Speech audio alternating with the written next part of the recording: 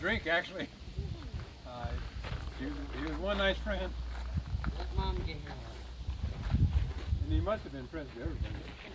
Or related. Or both. Even worse. Even worse if they were related. But if we had a choice, they didn't have a choice. But Shirley, boys, We're going to give you some family support. All right. Oh, we got it. Oh, Rick, get it. No, man. Dude, seriously. I can only suck in my guts so long. You got 3 seconds, me too. 3 seconds. We look at 3 seconds.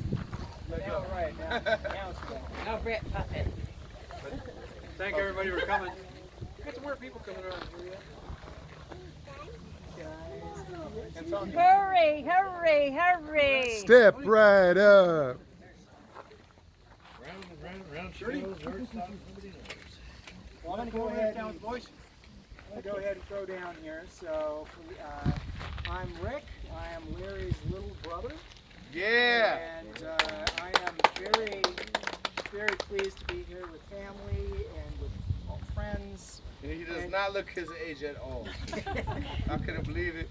And I'm going to read a couple of statements from my other siblings, Larry's brother and sister, and then share a few thoughts, and then, maybe if you feel so moved, share a memory of Larry. I mean, I bet there are some memories of Larry, and some of them might even be good ones. So. Right. This is from my brother Dwayne, our oldest brother Dwayne, remembering Larry. I remember seeing Larry for the first time when I was 4 years old. We were living near Tacoma, Washington during 1944 at a time when blackout shades were required so that potential Japanese bombers would not see military bases in the area. Dad drove the car into the yard and let Mom out holding baby Larry. Leilani, our sister, and I wanted to hold the baby, but Mom declined because of our ages. It was a difficult delivery, with Mom spending 6 days in Tacoma General Hospital. Dad described Larry as a corker. Perhaps you remember him as Corky. He hated that, which morphed into the nickname Corky. Within a year after Larry was born, we moved back to Wisconsin after Mom became incensed when she saw her paternal grandmother's name and photo in the paper after being arrested as a bootlegger. Yeah. So there's a little family tradition. Yeah. It runs in the blood. Right. He was a gangster. Over the years, Mom got tired of Dad's wandering and they broke up. The Colyar kids had gone to 16 different schools during our travels. While living in Chicago, I asked Mom for a guitar for my birthday. This is Wayne talking. I struggled learning the chords, but Larry picked up the instrument and started playing chords and picking melodies, a musical talent that brought him satisfaction for the rest of his life while playing in country rock bands and recording a 45 RPM record that got radio play. It's called Alligator. Really great. During January '59, Larry and I were living in Eau Claire, Wisconsin with Dad. We lived across an alley from a concert hall that on January 26th featured the Winter Dance Party with Buddy Holly. All we could hear was Holly's bass guitar played by Waylon Jennings. Yeah. Holly died in a plane crash a few days later. It was another event that cemented Larry's interest in performing with a guitar. From Eau Claire, we moved with Dad to northern Wisconsin, where we stayed in a cottage owned by Dad's brother-in-law, Joe Barony, a cottage on the edge of the Chequamegon National Forest. As usual, Dad would disappear for several days at a time, and in order to eat, I would use my .22 rifle to shoot trout in a local stream a few yards from the cottage. Larry would pick apples in a tree also close to the cottage. For meals, Larry would make an apple pie while I fried trout. I don't remember how we made the crust, but the pie tasted good, seeds, pores, and all. I eventually moved back to Tacoma while Larry joined the Army. We did not see each other for several years until Larry moved to Tacoma area with his wife Shirley. They then returned to Wyoming, Shirley's home state, and lived there ever since. While residing in Tacoma, Larry nicknamed my son Charles Yucky Chucky. Charles retaliated by calling Larry Uncle Yuck. Some of you remember him as Uncle Yuck. I do. A nickname still used by members of my family. Early years with trials, tribulations, and mutual support drew Larry and me together in a bond that could not be broken, even while separated by time and Shirley left after the last visit a few weeks ago, and this is like less than 4 weeks ago. Just put that in perspective. I asked Larry to say hello to our baby brother Mark, who died at 11 months during 1953 when Larry and I were both young. I sure will, he replied as he drove off to his destiny. I will miss you, Larry. So this one is from Sarah Grace, who is Dwayne's wife's daughter. Uncle Yuck, get this, Uncle Yuck, that's what he told me to call him, took his last painful breath today. I will always hold tight to his funny jokes and zest for life. Boy howdy. Talks of the ladies, teaching my oldest at 10 to make a martini, playing guitar and singing his heart out. I'm so glad he drove out last week to see us so I could get in a few more big hugs and joke around a bit. It really does suck to see someone in so much pain, but he did give his best to give as many smiles as he could. He loved my kids and could never get enough time with them. He loved to see them do whatever they loved or to tell stories of growing up, and that one time he ate rat poop thinking it was a raisin, or watching some funny cartoons with them. Cheers to a man who lived life to the fullest. Corky Colyar, you will be greatly missed.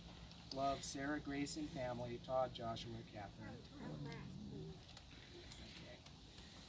This one is from my sister Susie. My earliest memories of Larry are when I was very young and he would visit Mom. I thought he was dashing, an adventurous spirit, and later thought he looked like a younger Elvis. My favorite memories are when he sat at a kitchen table strumming a guitar and singing for hours. Later my brother Rick joined him and they both sang for hours. I think I may have sang on an occasion, can't remember. I most remember his Waylon Jennings songs. He would sing with his cowboy hat on, a cigarette perched between the strings and the handle. I remember that. He had such a great voice. He had a nickname for everyone, and mine was Slews. I hope Larry is resting in peace now. God bless.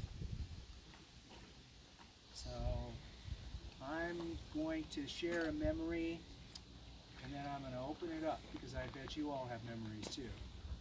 And there was a lot, these are very heartfelt and, deep shares, right?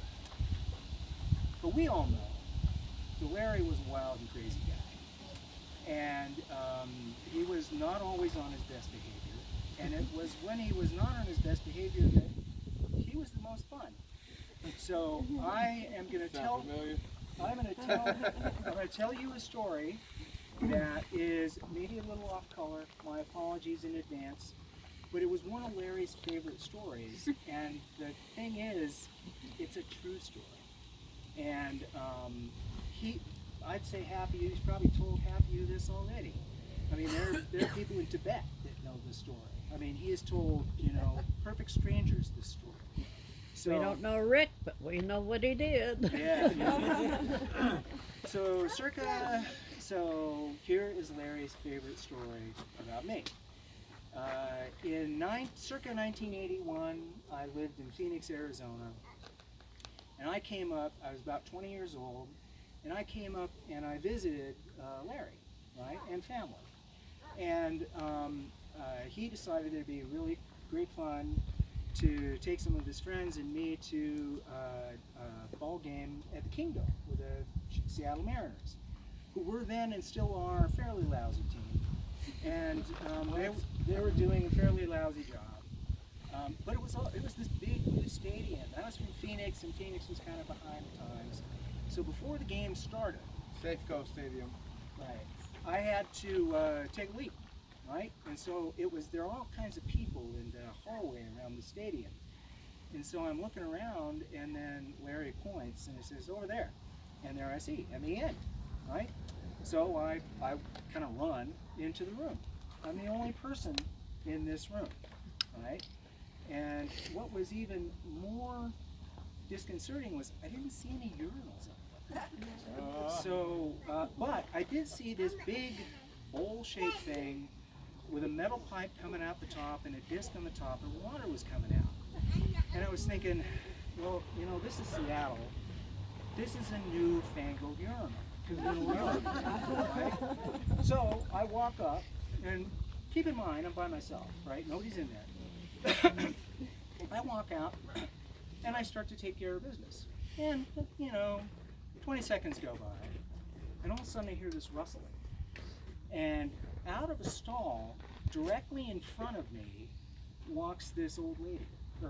And she looked at me, and I looked at her, and all movement in the universe stopped for a moment, except for what I was doing in what turned out to be the sink in the ladies' room.